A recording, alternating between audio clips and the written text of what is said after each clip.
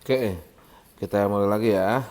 Sekarang kita masuk ke pembahasan buku kerjanya ya. Pembahasan buku kerja.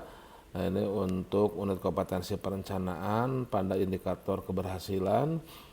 Kompetensinya itu terkait dengan identifikasi kebutuhan ya.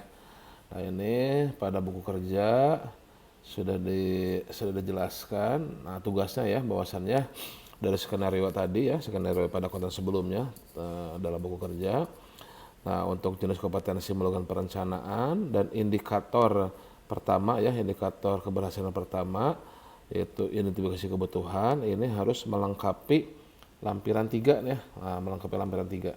Formulir identifikasi kebutuhan, pengadaan jasa catering, jamuan rapat melalui penyedia. Nah, jadi untuk indikator keberhasilan pertama pada unit kompetensi perencanaan adalah melengkapi lampiran 3 yaitu form identifikasi kebutuhan jasa catering. Nah, jadi untuk penyedia ya, oleh penyedia jadi penyedia catering. Nah, ini adalah formulirnya. Nah, ini formulirnya ya. Nah, formulirnya, nah ini harus diisi oleh teman-teman yang mengikuti pelatihan untuk kompetensi PPK tipe C ya. Nah, di awal ini ada isian administratif ya.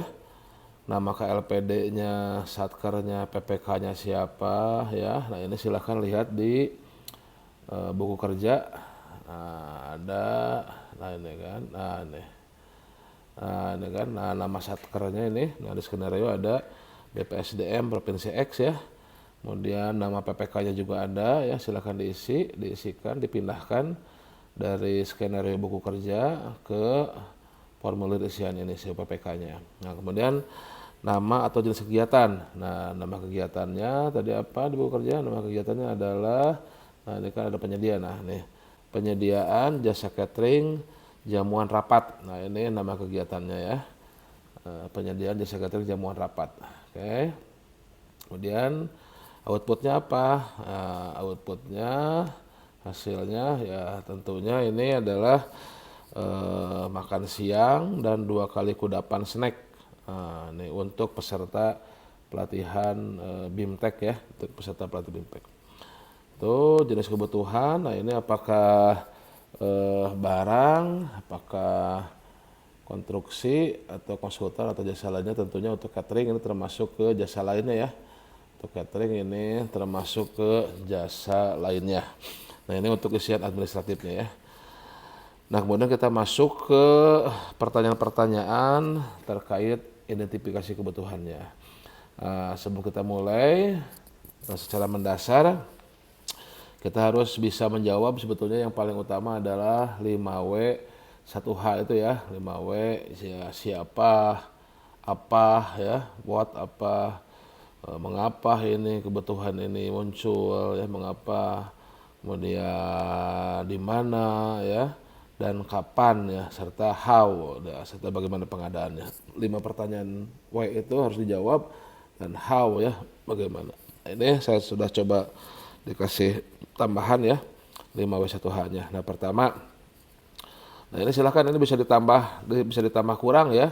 Ya kemungkinan besar harusnya ditambah ya sesuai dengan apa kebutuhan dari pengadaannya ya. Nah, ini pertama pertanyaannya, macam jenis barang jasa yang dibutuhkan. Nah, ini apa ya, apa kebutuhannya sih, apa kebutuhannya. Nah, kebutuhannya adalah penyediaan makanan minuman, pelaksanaan BIMTEK keuangan selama 5 hari. Nah, apa kebutuhannya. Nah, bisa kita ambil dari buku kerja tadi kan. Nah, kebutuhannya adalah nah ini kan, nah ini kebutuhannya kan. Nah, makan siang, kudapan ya, seperti itu ya. Apa kebutuhannya, di keterangan bisa didetailkan ya, menunya apa silakan ya, bisa dipindahkan ini ya. Kemudian bisa ditambahkan ini melalui penyedia atau swakelola silahkan ya. Jadi ini pengadaan apa, pengadaan makan minuman dengan penyedia ya, ya, jasa lainnya seperti ini. Kemudian yang kedua, apa fungsi dan manfaat dari jasa lain tersebut, dari kegiatan tersebut ya. Tapi nanti kalau untuk barang ya jangan diketikin jasa lainnya, apa manfaat, fungsi manfaat dari pelaksanaan pengadaan ini ya. Nah, jadi Ini kalau lebih dalam lagi fungsi manfaat tentunya kita harus tahu dulu mengapa butuh pengadaan ini nih, gitu kan. Nah, dari kita tahu mengapa butuh pengadaan ini, nanti kan tahu kan ini fungsi manfaatnya apa. Dan ini kan mengapa butuh pengadaan ini karena kan ada kegiatan BIMTEK kan ya selama 5 hari itu. Nah, tentunya untuk kelancaran kegiatan BIMTEK itu ya harus ada makanan minumannya. Karena tidak mungkin BIMTEK itu puasa ya kecuali bulan Ramadan ya. Nah, kalaupun di bulan Ramadan tentunya ada makan minum di pas buka ya, pas maghrib ya, seperti itu. Nah, jadi kita harus tahu mengapa muncul kegiatan pemilihan penyedia atau pengadaan jasa catering ini, yaitu untuk mendukung kegiatan BIMTEK. Ya, berarti fungsi manfaatnya adalah untuk mendukung kelancaran kegiatan BIMTEK ya. Dalam hal ini lebih fokus lagi tadi untuk memberikan makan siang, kudapan ya selama pelaksanaan BIMTEK agar peserta bisa fokus dalam belajar seperti itu ya. Kemudian pertanyaan ketiga, nah ini target dan sasaran yang diharapkan. Ya, siapa targetnya, sasarannya. Nah, tadi dengan dijelaskan kan ada BIMTEK 5 hari kan. Targetnya pesertanya ada 120 peserta kan, berapa angkatan, berapa kelas itu ya. Nah, lihat di buku kerjanya. Nah, ini kan nah ini 40 orang. Untuk 40 orang setiap angkatan ada 3 angkatan ya. Ada 3 angkatan, satu angkatan 40 orang, kemudian pelaksanaan 5 hari. Berarti 3 kali 4, 40 orang ya, 40 orang selama 5 hari ya. 3 kali 4, 120 orang, maaf, koreksi. 3 kali 40 orang, 3 angkatan, satu angkatan 40 orang, berarti 120 peserta selama 5 hari. Berarti kalau dikalikan ada berapa box itu ya, tuh 600-an ya. 600-an box makan siang ya totalnya ya. Plus tadi ada kudapan dan segala macamnya. Nah, ini. Oke. Kemudian siapa juga bisa ditambahkan, siapa pelaksananya nih? Pelaku usaha jasa catering ya. Di sekitar BPSDM ataupun di provinsi dari BPSDM itu berada. Kemudian when, nomor 4 when. Kapan ini dilaksanakan? Kapan pelaksanaannya, dan tentunya harus dilihat juga nanti kapan pengadaannya ya. Kalau di buku kerja ini pelaksanaannya adalah pada tanggal 23 sampai dengan 27 Mei. Nah, berarti sebelum 23 Mei itu harus sudah dilakukan pengadaannya ya. Nah, ini untuk when-nya. Oke. Nah, di sini pada intinya ini kan identifikasi kebutuhan. Jadi tuangkan semua kebutuhan. Memang nanti bahasanya ini sini belum bahasa detail ya, belum bahasa teknis terkait makanan minuman catering ya. Namun requirement ataupun persyaratan kebutuhan yang dari user itu apa gitu kan. Ya, pada intinya tolong gunakan imajinasinya di sini ya. Tolong gunakan imajinasinya. Apabila ada hal-hal yang belum detail dalam buku kerja, silahkan buat asumsi sendiri. Siapa tahu ini pelaksanaannya bulan puasa gitu ya. Nah, diasumsikan ini bulan puasa. Tapi tampaknya sih pada tahun 2022 Mei itu bukan bulan puasa ya. Coba tolong dilihat. Ataupun ada kebutuhan tertentu silahkan. Nah, ini tambah asumsi-asumsinya ya untuk bisa memperkaya dari identifikasi kebutuhan ini, silahkan. Jadi ini apalagi nanti dalam prakteknya tentunya ya ini bisa dimodifikasi silahkan sesuai dengan kebutuhannya ya. Itu kapannya ya. Kemudian ada selanjutnya siapa yang menggunakan atau mengelola jasa lainnya ini. Nah, ini masih juga ya, tentunya itu ya BPSDM ya. Mungkin ada bidangnya, bagiannya yang menyelenggarakan siapa. Nah, itu bisa lebih jelaskan lagi itu kan, siapa yang mengelola ya menggunakan jasa lainnya ini. Kemudian berapa lama, nah ini masih dengan when tadi ya, berapa lama waktu diperlukan untuk melaksanakan pengadaannya nih ya. Berapa lama pengadaannya nih kira-kira ya, seperti ini.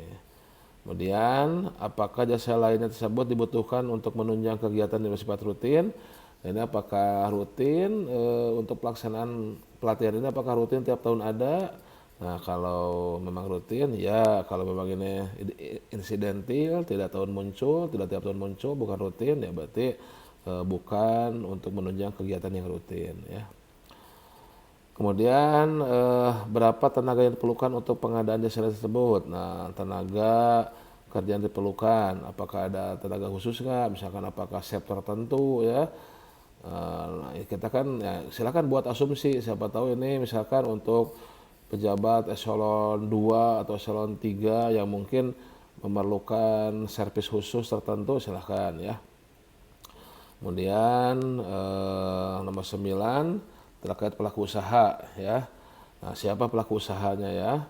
Apakah ada di sekitaran ya? Nah, silahkan dari buku informasi sih ada di sekitar, ada di katalog juga. Nah, tuliskan di sini kira-kira pelaku usaha yang nilai mampu dan memenuhi syarat ada di mana saja. Perkiraan biaya tadi di buku informasi ada ya, nilai biaya untuk jasa catering ini adalah, nah ini 62 juta ya dari DPA BPSDM. Kemudian apakah terdapat jasa lainnya sejenis? Nah ini untuk potensi konsolidasi sebetulnya ya. Nah siapa tahu ini kan ya silakan asumsikan saja. Jadi makanya saya bilang di sini imajinasinya harus dimaksimalkan ya. Ya siapa tahu di BPSDM itu ada beberapa bidang ya, ada beberapa seksi yang ternyata menangani beberapa pelatihan ya, mungkin materi pelatihannya berbeda tapi ada pelatihan yang sama-sama butuh catering. Nah itu mungkin terdapat pengadaan jasa sejenis ya pada kegiatan lain. Nah ini jawabannya bisa ya bisa tidak, tinggal tambahkan aja asumsinya bagaimana pada keterangan ya, bahwasanya ada kalaupun jawab ya berarti ada pengadaan jasa catering untuk pelatihan, misalkan pelatihan pengadaan pada seksi apa atau pada bidang apa, ada pelatihan yang lain, silahkan. Nah ini kalau memang ada, apakah ada indikasi dikonsolidasikan? Ya kalau memang kebutuhannya sama ya, penyediaannya juga sama dibutuhkannya, bisa dikonsolidasikan seperti itu ya. Kemudian layanan lainnya silahkan ya. Nah ini saya kasih contoh ya. Kalau misalkan di Bogor ini kopi liong ya yang paling mantap, berarti kopi liong harus selalu tersedia misalkan. Nah selain nih yang di buku kerja, satu petugas standby. Kemudian petugas standby itu kebutuhannya untuk apa nih? Ya bukan hanya untuk peserta, tapi untuk misalkan untuk narsum ya, atau menjaga kebersihan dan sebagainya. Nah ini identifikasi kebutuhan. Nah tentunya ini silahkan ya dimodifikasi, ditambahkan, dikurangi ya sesuai dengan nanti kebutuhan masing-masing ya, apalagi nanti kalau Bapak Ibu sudah menjadi PPK. Nah ketika menjadi PPK untuk akuntabilitas ini adalah formulir awal yang seharusnya ada nih ya, untuk bisa menunjukkan bahwasannya Bapak Ibu sebagai PPK yang profesional. Nah di awal ini adalah bisa menyajikan formulir identifikasi kebutuhan dari pengadaan yang akan dilakukan. Ya kalau Pokja kan dimulai dengan berita acara review tuh ininya dokumentasinya ya. Nah kalau PPK sebelum membuat spek HP segala macam, nah harus ada ini nih formulir identifikasi kebutuhan. Nah ini untuk akuntabilitas. Jadi tolong dibuatkan sehingga betul-betul tahu apa kebutuhan user. Betul-betul tahu kebutuhan user buat apa, siapa yang menggunakan ya, kapan ya, kemudian apa, mengapa butuh ini. Nah sehingga nanti terkait kebijakan pengadaan, terkait prinsip pengadaan, masalah PDN, masalah usaha mikro kecil, masalah pengadaan berkelanjutan. Nah dengan mengetahui 5W1H itu, nah kita bisa melihat PPK ini terkait kebijakan yang dalam perencanaan tadi ya, yang sudah dibahas pada materi sebelumnya, itu bisa diaplikasikan tidak nih pada kebutuhan ini. Gitu ya, jadi sangat penting ini untuk membuat identifikasi kebutuhan pengadaan ya yang akan dilakukan oleh PPK ya. Nah ini di pelatihan ini tentunya dengan membuat formulir, mengisi formulir ini, mudah-mudahan nanti ketika praktek menjadi PPK bisa lebih dimaksimalkan ya, seperti itu. Oke, demikian, silahkan dibuatkan formulirnya, diisi ya, dan dikumpulkan, diupload ke dalam e-learning masing-masing.